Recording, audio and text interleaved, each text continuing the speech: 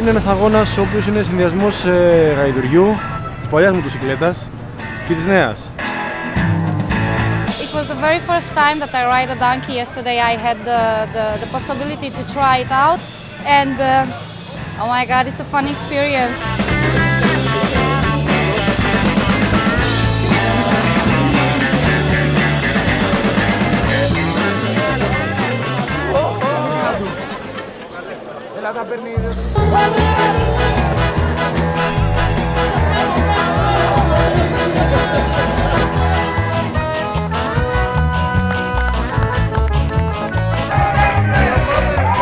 Πάλι έρχονται.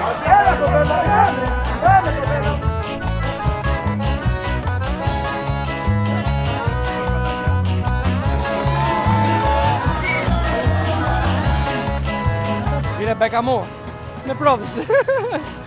Ρεμπέκα, ήταν πολύ αργή αλλά σταθερή, εντάξει. Αφού τερματίσαμε πάνω απ' όλα αυτό έχει σημασία.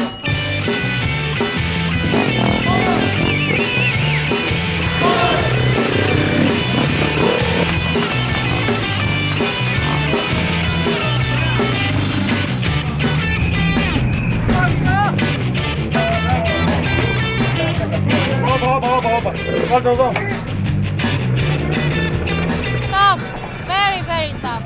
Now I know what do I have to train for.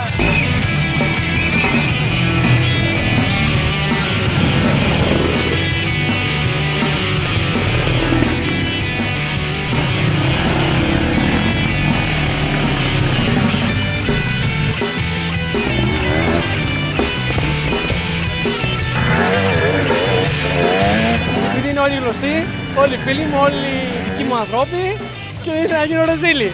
Και λέω τον γκάζι τέρμα!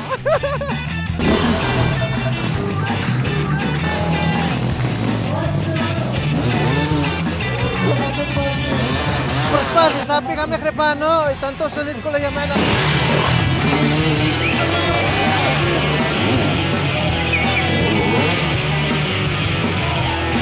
Πολύ ωραίος αγώνας.